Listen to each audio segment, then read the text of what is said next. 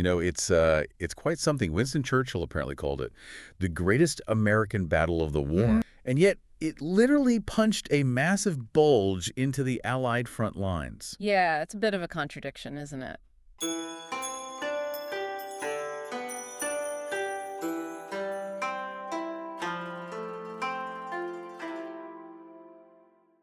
Welcome to the Timeless Brew.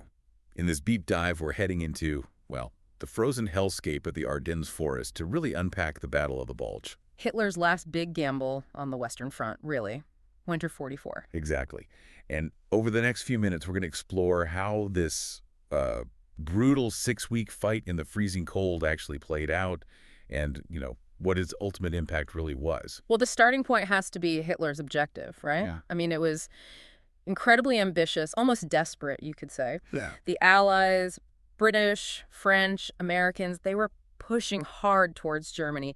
Hitler's big idea, his strategic Hail Mary, was to smash through their lines. To split them. Exactly. Split them so chaos, maybe even force some kind of negotiated peace on the Western Front. It wasn't just a small counterpunch either. No, the scale was huge.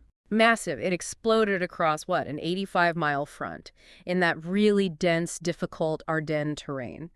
And it caught the American troops, many already battle-weary, totally off guard. You mentioned the scale. How many divisions are we talking about? Something like 30 German divisions were thrown into this. It really shows how much they committed to this last push. Wow. And as those German tanks and infantry surged forward, the Allied line just buckled. It bent backwards, creating that famous bulge on the maps. Which gives the battle its name.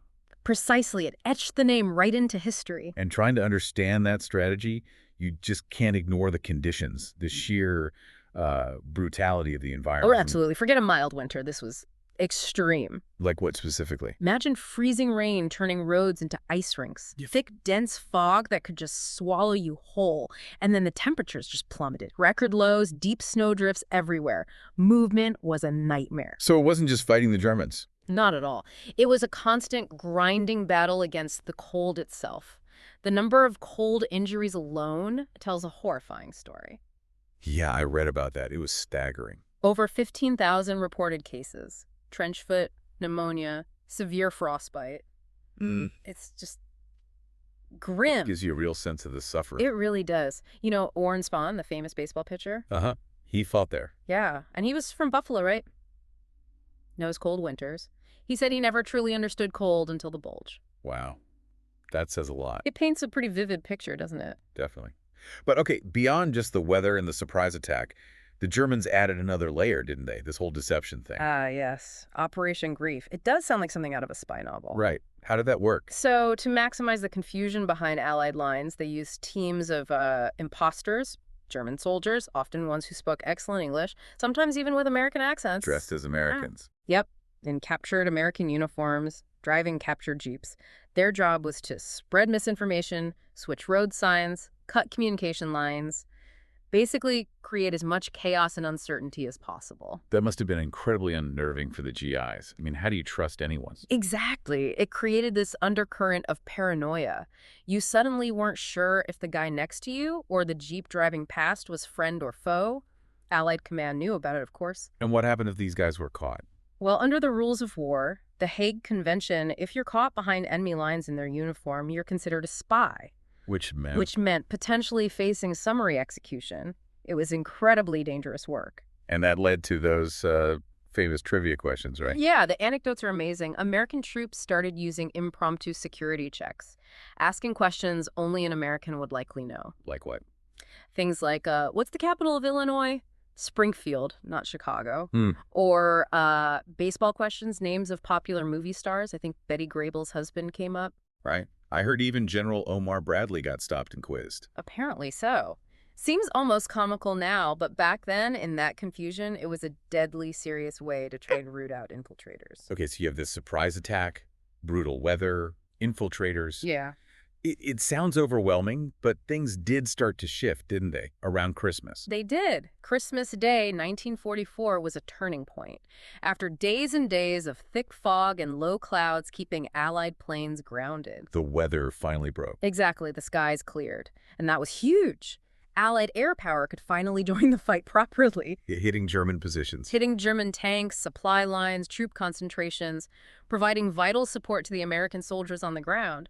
But there was another effect of the weather changing, too. Which was? The cold intensified, and the ground, which had been muddy and difficult, froze solid. Which sounds bad, but was actually good. For the Allies, yes, especially for their tanks and heavy vehicles. Oh. Suddenly, they could move much more easily, maneuver off the roads. The Germans lost some of that advantage the mud had given them. Okay, so air power is back. Tanks can move. And then there's Patton. Ah, yes. You can't talk about the Bulge without talking about Patton. General Eisenhower gave Lieutenant General George S. Patton Jr. a critical order To do what?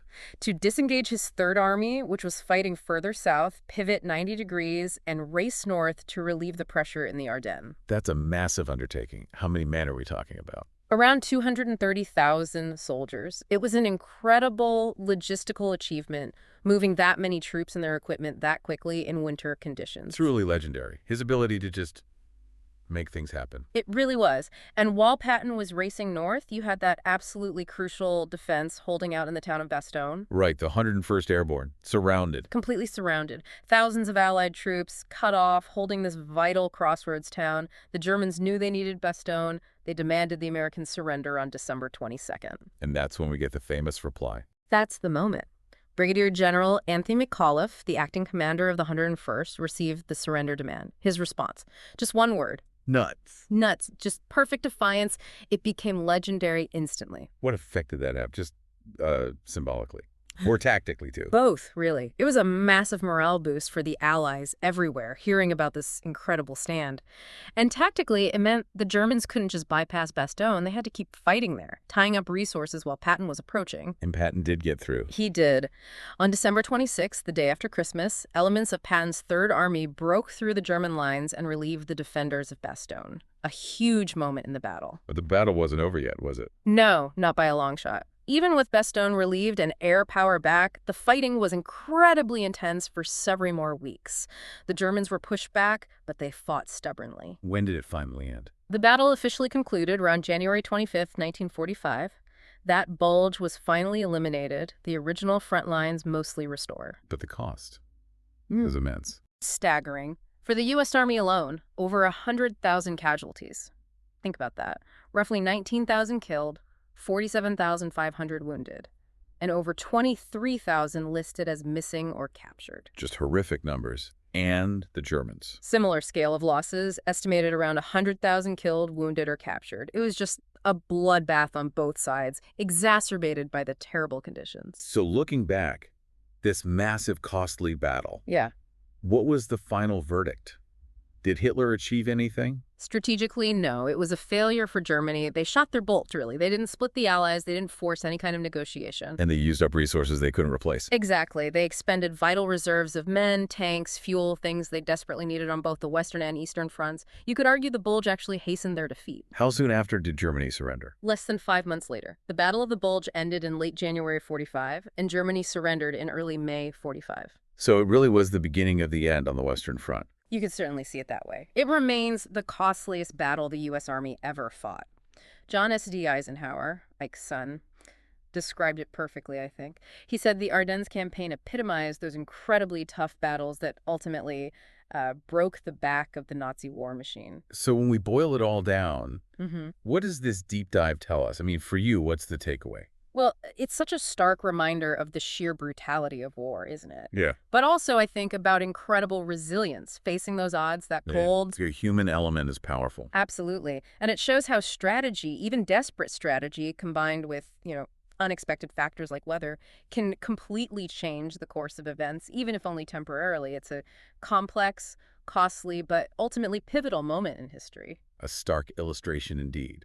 Of sacrifice, resilience, and how history can turn on moments of desperation and defiance in the coldest of winters. Thanks for listening to The Timeless Brew. Until next time.